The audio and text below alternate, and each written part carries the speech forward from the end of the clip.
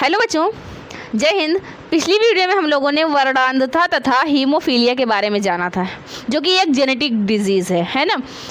आज हम लोग जानेंगे सिंड्रोम के। उसी वीडियो में जेनेटिक डिजीज़ यानी आनुवांशिक रोग के बगल में सिंड्रोम भी लिखा हुआ था। तो पिछली वीडियो में हम लोगों ने ये भी जेनेटिक डिजीज़ ही है, वो भी है। एक तरीके से हमने बताया था कि जेनेटिक डिजीज़ या आनुवांशिकता क्या है। जो वर्णांधता था वो क्या था, वो यही था जो है यक्ष गुणसूत्रों में कुछ खराबी के कारण हो जाता था। यही था ना कि जो वर्णांधता थी या हीमोफीलिया था, या कह सकते हैं जो जेनेटिक डिजीज़ यानी कि बीमारी थी, वो क्या थी, यक्ष गुणसूत्रों में कुछ खराबियां आ जाती हैं जिसके कारण ये जेनेटिक डिजीज़ हो जाती हैं। वर्णांधता जैसे हीमोफीलिया वगैरह। ये वर्णांधता में क्या था कि जो व्यक्ति होता है, जिसको जो वर्णांध होता है, कि वो कलर रेड और ग्रीन कलर में जो है वो भेद नहीं कर पाता। और हीमोफीलिया का था कि जिसके शरीर में हीमोफीलिया होता है वो रक्त का थक्का जो है वो बहुत देरी से बनता है, लेकिन देरी से बनता है। यही था। आज हम लोग जानेंगे सिंड्रोम के बारे में। तो सिंड्रोम क्या है, उसी से मिलता जुलता ये भी है। तो पिछली वीडियो में क्या था, यक्ष जो गुणसूत्र थे उसमें खराबी के कारण हो रहा था जो जेनेटिक डिजीज़ वर्णांधता या हीमोफीलिया था। मान लीजिए यक्ष गुणसूत्र है, इसमें कोई ना कोई खराबी आ गई जिसके कारण हीमोफीलिया या वर्णांधता या इसी प्रकार की और बीमारियां हो जाती थी। लेकिन सिंड्रोम क्या है, इसको हिंदी में भी सिंड्रोम कहते हैं, इंग्लिश में भी सिंड्रोम कहते हैं, ठीक है। तो सिंड्रोम क्या है, सिंड्रोम का मतलब होता है कि गुणसूत्रों की अधिकता। क्या होता है, गुण सूत्रों की अधिकता या कमी, अधिकता या कमी, अधिकता या कमी। हमारे शरीर में कितने गुणसूत्र होते हैं, 46।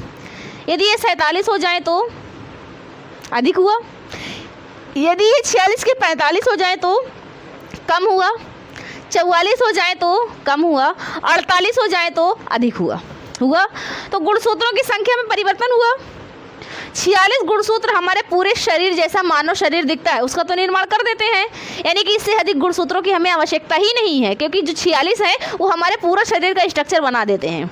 लेकिन यदि इससे अधिक हुआ तो शरीर के अंगों में भी अधिकता होगी ज़रूर। हो सकता है कोई अंग अधिक हो, या हो सकता है कोई और लक्षण अधिक हो, कुछ ना कुछ तो होगा, क्योंकि गुणसूत्र की अधिकता है, होगा।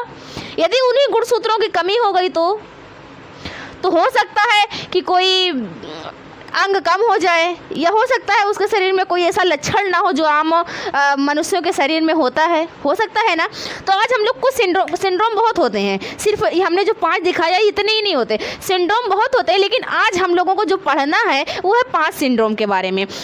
सिंड्रोम क्या है, तो कह सकते हैं कि सिंड्रोम जो है एक तरीके की बीमारी है, बीमारी ही मान लेते हैं। और उसमें इंसानों की भी जिसके है उसकी कोई गलती नहीं है, क्योंकि वो उसको जो है बीमारी उसके मतलब गुणसूत्र से ही मिली हुई है। ऐसा तो है नहीं कि बाद में विकसित हो गई, उसने कुछ उल्टा पुल्टा खा लिया गलत या कुछ ऐसा हो गया, तो ऐसा नहीं होता। ये जो है जन्मी होती है। देखिए, गुणसूत्रों की यदि अधिकता हो गई है तो हो जाता है, गुणसूत्रों की अधिकता है या गुणसूत्रों की कमी हो गई तो ऐसे सिंड्रोम हो जाता है। तो जो सिंड्रोम है वो आज हम लोग 5 प्रकार का पढ़ेंगे, जिसमें से नंबर 1 है क्लाइनफेल्टर सिंड्रोम, दूसरा है Turner syndrome, down syndrome, Edward syndrome और पटाउ सिंड्रोम, ठीक है। तो सिंड्रोम क्या है, अगर कोई पूछे तो गुणसूत्रों की या तो अधिकता या कमी को ही सिंड्रोम कहा जाता है, ठीक। तो सबसे पहले जानते हैं क्लाइनफेल्टर सिंड्रोम।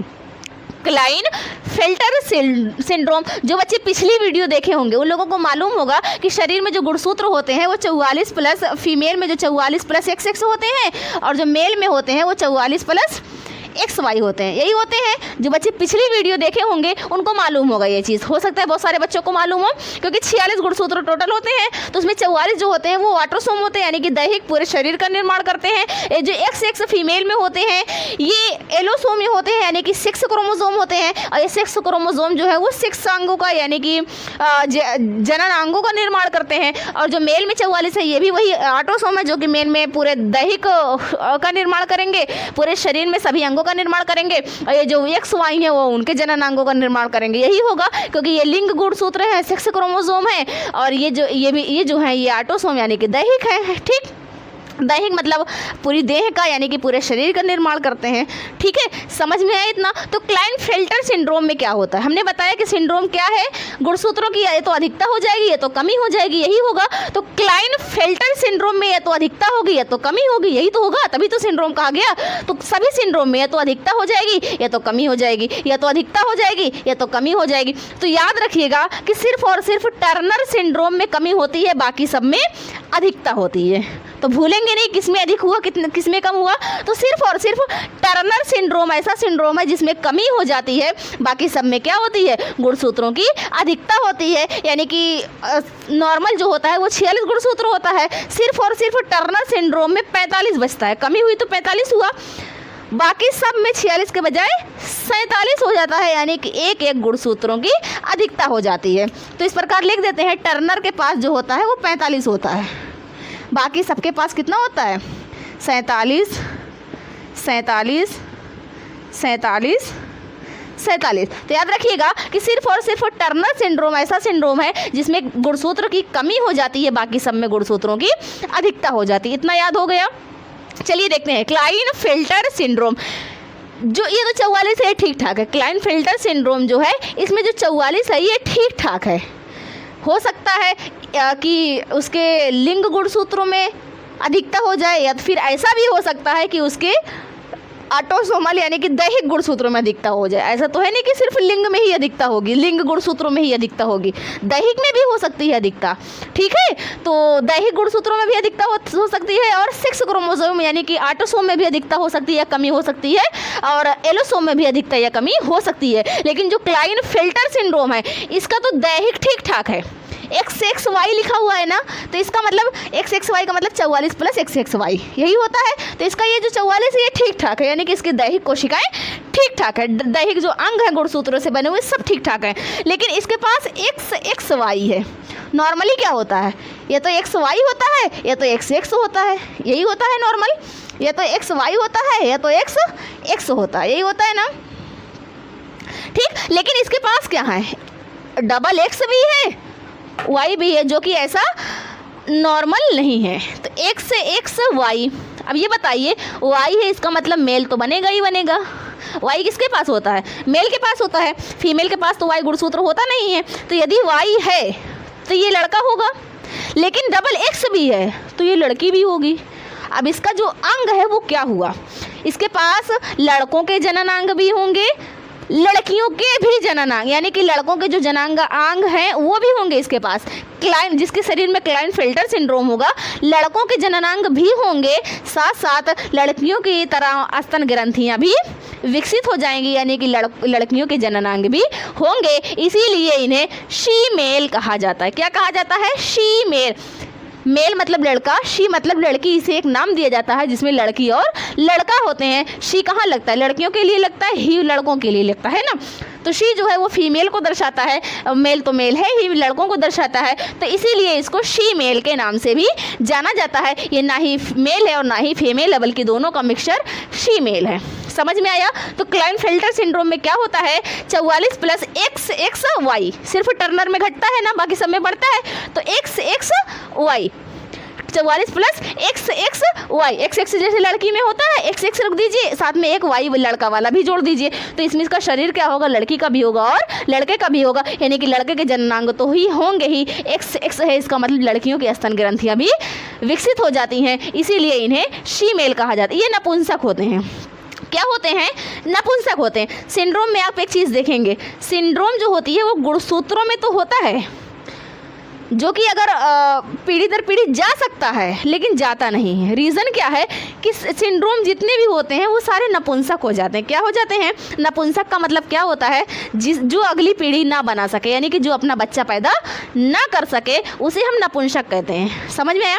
नपुंसक का मतलब होता है कि ऐसी महिला या ऐसा पुरुष जो माँ या पिता कभी बन ही ना सके, जो अपनी संतान उत्पन्न ना कर सके, जो कभी माता पिता ना बन सके, उसे हम लोग कहते हैं नपुंसक। समझ में आया। तो ये जो जितने भी सिंड्रोम हैं सारे के सारे नपुंसक होते हैं। जब सब नपुंसक है, माँ बाप बन ही नहीं सकते, तो उनके जो गुणसूत्र में खराबी नहीं, जो संख्या में अधिकता है, ये खराबी नहीं है, संख्या में अधिकता है ना। तो जो गुणसूत्रों की संख्या में अधिकता है वो अगली पीढ़ी में कैसे जाएगी जब वो माता पिता बन ही नहीं सकते कभी। तो ये जो सिंड्रोम है वो जहाँ है वहीं ख़त्म हो जाता है। रीज़न कि वो जो अगली पीढ़ी में जा ही नहीं सकता, जो नपुंसक होते हैं। ठीक, इतना समझ में आया। तो ये नपुंसक होते हैं। ये हो गया क्लाइनफेल्टर सिंड्रोम। अगला है टर्नर सिंड्रोम। टर्नर सिंड्रोम में अभी हमने बताया कि सब में तो गुणसूत्रों की संख्या में अधिकता होती है, लेकिन जो टर्नर सिंड्रोम है उसके गुणसूत्रों की संख्या में कमी हो जाती है। तो ये बताइए, तो नॉर्मल जो है 44 + XX होता है। नॉर्मल क्या होता है? 44 + XX यही होता है। लेकिन टर्नर में क्या है, 44 + सिर्फ X होता है, दूसरा वाला X नहीं होता। X 0 हमने लिखा है ना, इसका मतलब ये 0 है, ठीक। 44 + सिर्फ X होता है।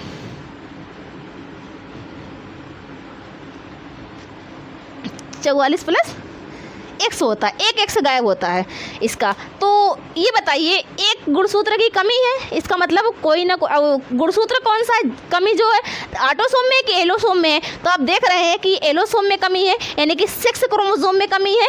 ऑटोसोम यानी कि दैहिक वाला बिल्कुल ठीक ठाक है।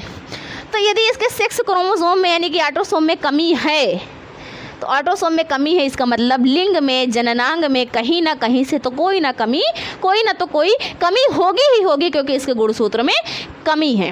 तो टर्नर सिंड्रोम में क्या लक्षण देखे जाते हैं कि इनका जो लिंग होता है वो फीमेल का होता है। लिंग जो है वो एक महिला का होता है, उसके जो जननांग हैं वो एक महिला के होते हैं, लेकिन उनमें स्तन ग्रंथियाँ विकसित नहीं होती। महिलाओं में जो जननांग हैं वो तो होते ही हैं, साथ साथ उनके पास स्तन ग्रंथियाँ भी विकसित होती हैं, लेकिन ये ऐसी महिला होती है कि होती तो महिला है लेकिन उसमें स्तन ग्रंथियाँ नहीं होती हैं, यानी कि महिला है लेकिन अधूरी महिला है। आवाज़ उनकी पुरुषों के समान मोटी होती है, आवाज़ जो होती है वो पुरुषों के समान भारी आवाज़ होती है, जो कि नॉर्मल लड़कियों में ऐसा होता नहीं है। तो ये जो महिला है ये क्या होगी, इनके पास एक गुणसूत्र की कमी होगी, ऐसी महिला को हम लोग कहेंगे टर्नर सिंड्रोम से पीड़ित महिला। टर्नर सिंड्रोम से ग्रसित है जिसके पास 45 गुणसूत्र यानी कि एक गुणसूत्र की कमी है, तो उसका जो शरीर है वो लिंग तो एक महिला का ही है और स्तन ग्रंथियाँ नहीं हैं, और आवाज़ जो है वो पुरुषों के समान है, भारी है। ये भी नपुंसक ही होते हैं। आप लोग इन्हें जनरली देखे होंगे ट्रेन वगैरह में, जो बच्चे ट्रेन वगैरह में आप लोगों ने देखा होगा कि आते हैं, जिन्हें हम हमारी लैंग्वेज में जो कहा जाता है छक्का के नाम से जाना जाता है, ठीक। तो वो जो है इसी टर्नर सिंड्रोम से पीड़ित हैं। आप लोगों ने देखा होगा कि ट्रेन में अक्सर आते हैं, ये भीख मांगते हैं, ना देने पे थोड़ा उल्टा सीधा जो है हरकत करते हैं। रीज़न क्या है कि हमारा समाज की जो सोच है वो इतनी गंदी है ना कि कोई अपने यहाँ इनको काम नहीं देगा। देखेंगे कि ये छक्का है, हिजड़ा के नाम से जाना जाता है, तो छक्का है, हिजड़ा है, कोई काम नहीं देगा। ये बताइए, आप उसको काम नहीं दोगे, जब वो आपसे भीख मांगने आते हैं तो आप भीख भी नहीं देते हो, तो क्या भूखे मरे? ना आप काम दोगे ना आप भीख दोगे, तो उनकी जो ज़िंदगी क्या वो भूखे मरे? क्या करेंगे आखिर ऐसे लोग? तो ऐसे लोग हो अगर आपके सामने कहीं आ जाए तो उन्हें दे दिया करिए। कारण क्या है कि कोई क्या कोई चाहेगा, या कोई लड़की या कोई लड़का चाहेगा कि वो उसको टर्नर सिंड्रोम हो जाए या वो छक्का हो जाए, हिजड़ा हो जाए? ऐसा कोई नहीं चाहता है, लेकिन अब हो जाता है तो वो क्या कर सकते हैं। तो उनका जो जीवन है वो उनको भी तो जीना है, तो इसीलिए ऐसा कुछ हो तो थोड़ा सा सामाजिक हो करके सबके बारे में सोचना चाहिए ना, ठीक। अगला वैसे खैर ये सब बातें जो है आगे देखते हैं, समाज ही ऐसा है तो क्या कर सकते हैं। बाकी आगे देखते हैं कि डाउन सिंड्रोम, नेक्स्ट जो तीसरे नंबर पे है वो है डाउन सिंड्रोम। इसमें क्या होता है, अभी तक आप लोग पढ़ रहे थे जितना भी सिंड्रोम आप लोगों ने देखा, एक क्लाइनफेल्टर सिंड्रोम और दूसरा है टर्नर सिंड्रोम। इन दोनों में आप लोगों ने देखा कि एक में गुणसूत्रों की अधिकता हुई, दूसरों में गुणसूत्रों की कमी हो गई हुई। पहले में अधिकता हुई 46 के बजाय 47 हो गया, दूसरों में कमी हुई 46 के बजाय 45 हो गया। तो इन दोनों में कोई ना कोई लिंग प्रॉब्लम हुई, क्योंकि लिंग गुणसूत्रों में ही जो है समस्या थी। जो अधिकता संख्या में परिवर्तन था वो लिंग गुणसूत्रों में। 44 दोनों ठीक ठाक थे, इसके भी 44 ठीक थे, इसके भी 44 ठीक थे। इसका जो है एक बढ़ गया था सेक्स क्रोमोसोम, इसका जो सेक्स क्रोमोसोम है वो एक घट गया था, यही हुआ था। तो जब सेक्स क्रोमोसोम में यानी कि एलोसोम में कोई भी समस्या आएगी, तो ये बताइए एलोसोम में समस्या आएगी तो लिंगों में परिवर्तन होगा, लिंगों में परिवर्तन हुआ भी। लेकिन जो तीसरा वाला ये डाउन सिंड्रोम, एडवर्ड सिंड्रोम और पटाउ सिंड्रोम, ये जो तीनों सिंड्रोम है, इन तीनों में क्या होता है कि ये तो बिल्कुल ठीक रहते हैं, यानी कि इसके जो 44 + XX है, मान लीजिए जो नॉर्मल होता है यही होता है 44 + XX या फिर 44 + XY, यही होता है ना। तो इसमें क्या होता है कि जो 44 + XX है, इसके तो जो सेक्स क्रोमोसोम है ये बिल्कुल ठीक रहते हैं, ये ठीक रहेंगे, ये भी ठीक रहेंगे, ठीक है। तो लिंगों में कोई परिवर्तन नहीं होगा, ये दोनों बिल्कुल ठीक रहेंगे। यदि एलोसोम ठीक है तो लिंगों में परिवर्तन नहीं होगा, जैसे नॉर्मल लिंग होते हैं वैसे ही होंगे। इसका मतलब अगर नॉर्मल लिंग होंगे तो ये समाज में रह सकते हैं। ये जो होते हैं डाउन सिंड्रोम, एडवर्ड सिंड्रोम और पटाउ सिंड्रोम, ये अक्सर समाज में देखे जाते हैं, रहते भी हैं। इन्हें कोई पता नहीं लगा पाएगा कि इनके अंदर ऐसी कोई समस्या है, ये टर्नर सिंड्रोम या डाउन सिंड्रोम या फिर एडवर्ड सिंड्रोम से ये पीड़ित हैं, ठीक है। तो ये क्या होता है, जब ये इनका जो 6 क्रोमोसोम है यानी कि एलोसोम है बिल्कुल ठीक ठाक है, इनमें क्या होता है जो 44 है दैहिक वाला, इसमें समस्या आ जाती है। दैहिक वाले में किसी जोड़े में समस्या आ जाती है। तो 44 का मतलब क्या हुआ, 22 जोड़ी, यही तो हुआ। या तो इसको 44 कहें या तो 22 जोड़ी कहें, क्योंकि शरीर में या तो 23 शरीर में तो ऐसे कह सकते हैं कि 23 गुणसूत्र है, 46 गुणसूत्र है या फिर 23 जोड़ी गुणसूत्र है, ऐसा भी तो कह सकते हैं। या तो कह सकते हैं कि 46 गुणसूत्र है, तो ऐसा भी कह सकते हैं कि 23 जोड़ी गुणसूत्र है, यही तो कह सकते हैं, ठीक है। तो 46 तो 23 जोड़ी है, इसका मतलब क्या होता है, 22 जोड़ी जो होता है वो दैहिक होता है, ऑटोसोम होता है, और जो एक जोड़ी होता है वो एलोसोम होता है यानी कि 6 क्रोमोसोम होता है। तो इसमें तो कोई नहीं इसमें बदलाव होगा, क्योंकि हम डाउन सिंड्रोम और एडवर्ड सिंड्रोम और पटाउ सिंड्रोम के बारे में पढ़ रहे हैं। तो ये तो बिल्कुल ठीक ठाक रहेगा, एक जोड़ी। यही 22 जोड़ी में डिफेक्ट होगा, क्यों, क्योंकि हम अभी बताएं कि इसका जो ये तीनों सिंड्रोम है, इसमें दैहिक वाले गुणसूत्र में कोई ना कोई समस्या आ जाती है। तो ये जो 22 वाला है, 22 जोड़ी है, 22 में जो 21वां जोड़ी होता है, इस प्रकार गुणसूत्र होता है कुछ, है ना, 1 2 3 4 ऐसे ऐसे करके जब 23 तक जाते हैं, तो उसमें जो 21वीं जोड़ी गुणसूत्र होता है, 21वीं जोड़ी में क्या होता है, 21वीं जोड़ी कह रहे हैं ना, इसका मतलब 2 होगा। 21 वाला जो है वो 2 होगा, सब डबल 23 डबल तभी 46, 22 डबल है तभी 44, 21 जोड़ी है तभी 42, यही हुआ।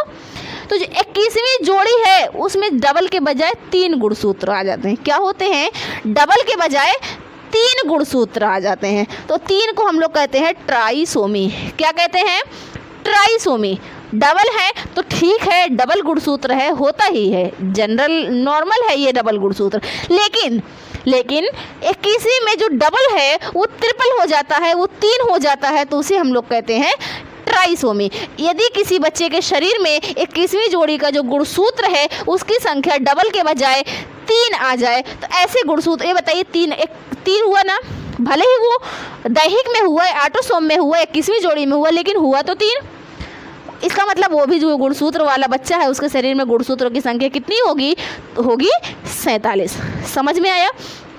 ऐसे बच्चों को हम लोग कहेंगे डाउन सिंड्रोम से पीड़ित बच्चा, ठीक। उसके शरीर में गुणसूत्रों की संख्या 47 तो होगी, लेकिन वो एलोसोम में ना हो करके ऑटोसोम में यानी कि 21वीं जोड़ी के गुणसूत्र में होगी, डबल के बजाय ट्रिपल हो जाएगा, जिसे हम लोग ट्राइसोमी के नाम से जानते हैं। इनमें लक्षण क्या देखे जाते हैं, ऐसे बच्चों का नाक चपटा होता है, गर्दन छोटी होती है, नपुंसक होते हैं। नपुंसक का मतलब क्या हुआ, अभी हमने बताया।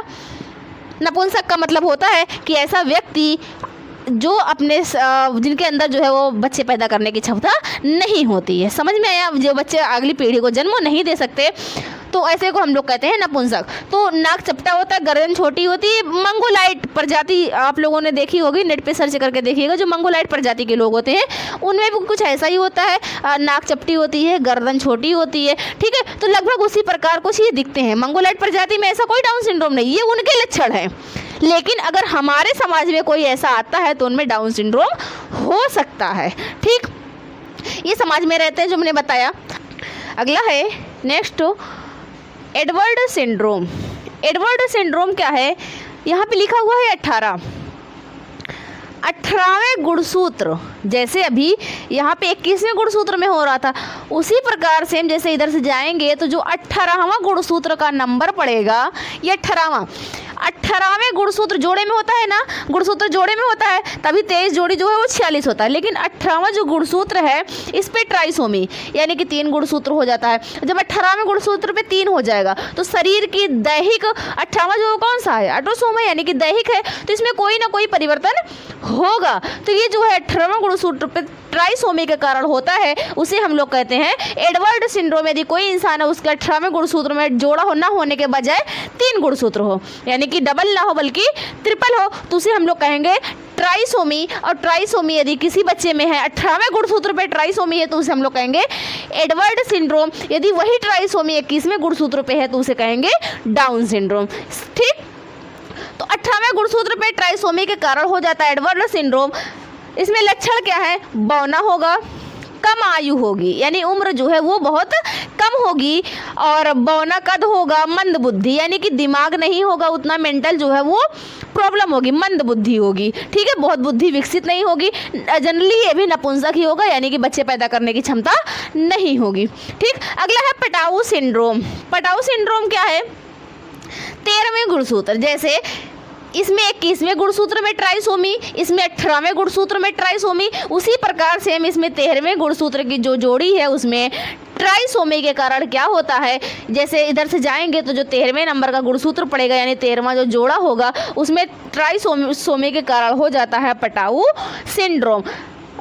यदि 21वीं जोड़ी के गुणसूत्र में ट्राइसोमी है, यानी 3 गुणसूत्र है तो डाउन सिंड्रोम, 18वें में 3 गुणसूत्र है तो एडवर्ड सिंड्रोम, और 13वें में अगर 3 गुणसूत्र है तो उसे हम लोग पटाऊ सिंड्रोम कहेंगे। ये भी 47 ही होगा। क्यों?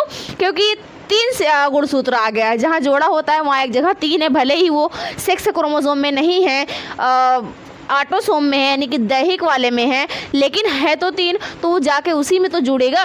तो 44 के बजाय 45 होगा, प्लस XY, या फिर लड़की है तो X से तो टोटल हो गया 47। ठीक है, तो पटाऊ सिंड्रोम, यदि कोई ऐसा बच्चा है जिसके 13वें गुणसूत्र में ट्राइसोमी है तो उसको जो सिंड्रोम होगा उसको हम क्या कहेंगे? Patau syndrome. ठीक, इसमें लक्षण क्या होंगे? ऊपरी होठ जो होगा वो कटा हुआ, ऊपरी होठ है ये कटा हुआ होगा। ठीक, ऊपरी होठ ये कटा हुआ होता है। मंद बुद्धि, यानी इसकी भी जो बुद्धि है वो दिमागी तौर पे जो मानसिकता है वो ठीक नहीं होगी, वो मंद बुद्धि का होगा, उतना दिमाग नपुंसक होगा, यानी कि इसके अंदर भी बच्चे पैदा करने की क्षमता नहीं होगी। इनमें देखा गया है अक्सर पटाऊ सिंड्रोम में कि पटाऊ सिंड्रोम में अक्सर देखा गया है उंगलियां 6 होती हैं। इसका मतलब ये नहीं हुआ कि जिनके 6 उंगली है सब पटाऊ सिंड्रोम से हैं, पीड़ित है, ऐसा नहीं होता। लेकिन हाँ, मंद उंगलियां जो है वो 6 देखी जाती हैं, इसमें भी एक लक्षण है, लेकिन इसका अर्थ कतई ये नहीं हुआ कि जिसकी 6 उंगलियां हैं सब पटाऊ सिंड्रोम से ग्रसित है, नहीं। लेकिन पटाऊ सिंड्रोम का भी एक लक्षण है 6 उंगली, 6 उंगली। ठीक है, अगली वीडियो में जैसे अभी हमने बताया कि यहाँ पे डाउन सिंड्रोम में 21वीं जोड़ी में ट्राइसोमी जो है, और ये नपुंसक होते हैं, गर्दन छोटी होती है, नाक चपटा, लक्षण। लेकिन जो हमने सब में देखिए, इसमें भी एक गुणसूत्र बढ़ रहा है, इसमें भी बढ़ रहा है, इसमें भी बढ़ रहा है, इसमें भी बढ़ रहा है, लेकिन टर्नर सिंड्रोम में एक गुणसूत्र कम हो रहा है, यानी कि 45 है। तो इसमें हमने एग्जाम्पल दिया अभी आप लोगों को कि छक्का जो होते हैं, जो आप लोगों ने अक्सर देखा होगा वो टर्नर सिंड्रोम है।